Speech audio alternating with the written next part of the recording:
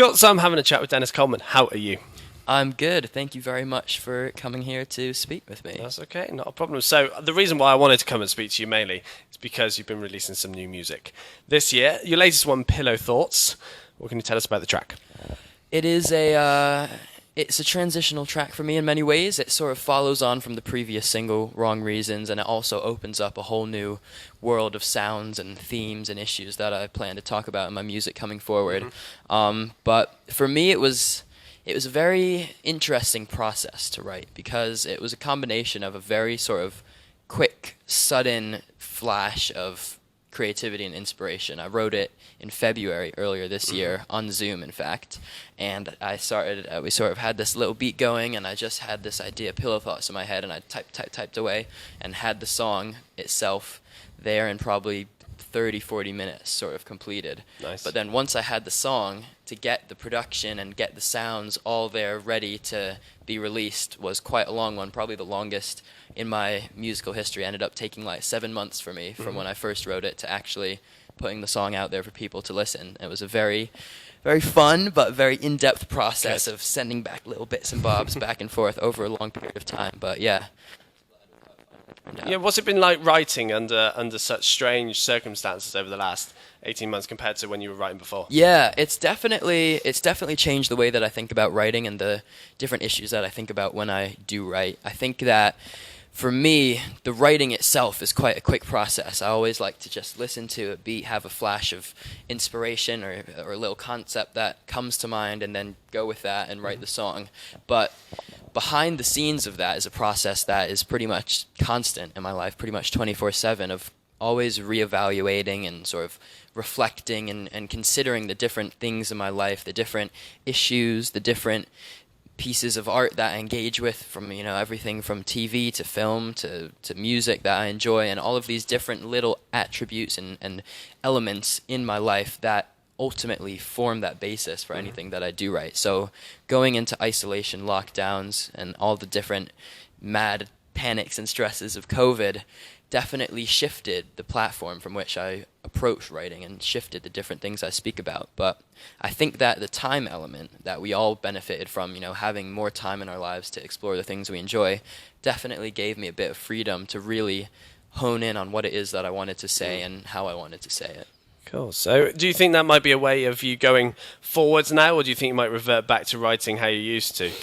I think it's definitely forwards. I think that some of the elements that I would say defined that period of writing for me will remain. I think that part of it is also me maturing as a person and growing up. I've been writing songs for many years, and I've gone from writing songs, as a 12-year-old or even a 10-year-old to a 15-year-old. I'm now 18, and I think that the issues that I find relevant and important to me are always going to be evolving slightly over time.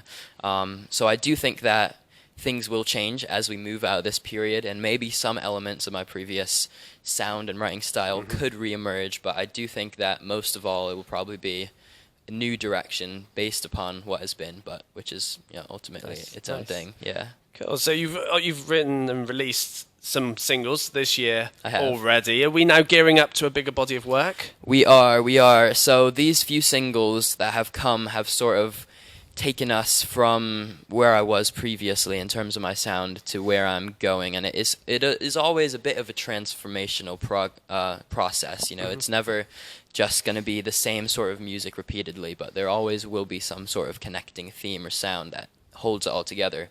But where I am now, I think I'm in a position where I can see perhaps the most clearly that I have been able to what it is that I want to be creating and what it is that connects everything together and holds it together. So I think that this next period of time, these next few months going on from now, will hopefully have lots and lots of new music from me. I've been working on a few things. I have a few things keeping a secret at the minute, ready to put out at some point, and lots more that hopefully I haven't even written yet, but will be released. So there should be lots to come.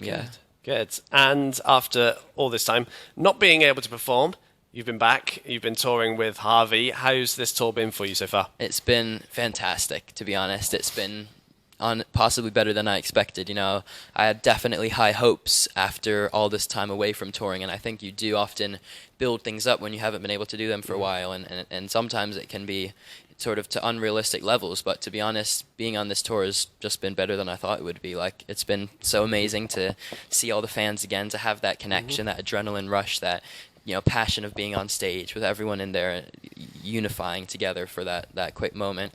And also my little tour family that we've got, Harvey, his lovely dancers, Samantha, everyone, Alice, all the different people like back on the tour bus. It's just such a lovely little community and a little family. We've all become very, very close, so it's been really nice. Yeah, really enjoyable. Yeah, that's great to hear. And after this, you've already got dates announced for next year. You're looking forward to that one as well, I guess. You guessed correctly. Yeah, I am very much looking forward to it. Something about, well, many things, but when it's your own headline show, you really have the creative control to just do anything, really, and that is something that I find very exciting. Very, very, very, very excited for that possibility. You got plans? You got ideas? I do have plans. I have lots of ideas. I need to sift through and find the ones that are cool and find the ones that are maybe a little bit too mental. Don't do those ones, and just refine it. But I think that it's going to be brilliant to be able to do my own set and have lots and lots of songs, old ones, new ones, things that haven't been heard yet, and try out lots of different ideas. So what's next year? Is it touring predominantly, or releasing, or a bit of both? Or bit of both, man. Yeah, a little bit of everything. Hopefully keep releasing, get lots of music out there. EP, potentially an album, probably an EP, maybe an album later on in the year. But lots of touring as well. Hopefully make the most of that year now that we are, hopefully, fingers crossed, able to tour once more. Yeah, where haven't you been before that you want to get to at some point? I would love to visit Asia. I've never been on tour in Asia. I've never done a show there. But I do have, interestingly, a fair amount of followers online on social media that are from various parts of Asia, from, Indonesia to Korea, all over the place, really. And although the majority of my fan base and community is definitely here in the UK, I think it would be brilliant one day to be able to, spread the horizons a little bit and meet some new people out there. Yeah, and you travel quite a lot because I've been following your Instagram and stuff. But you were born in the US and obviously live over here. But where's the influences from, or is it a bit of an amalgamation? It's definitely an amalgamation. So I have lived in the UK now for 12 years. So I've been here for quite a while, ever since I can remember, more or less. But both my parents are American, so I've always had that American influence at home and that sort of strong sense of American roots. So I think that it has definitely been a bit of an amalgamation, a bit of a balance between those two sides. In terms of when it comes to writing my music and the different sonic influences that I draw from, I think it is really a mix of both, old and new, American, British, everywhere, really. Good. Excellent. Well, Denis, it's been great having a chat with you. Thank you so much for having me. Thank you very much.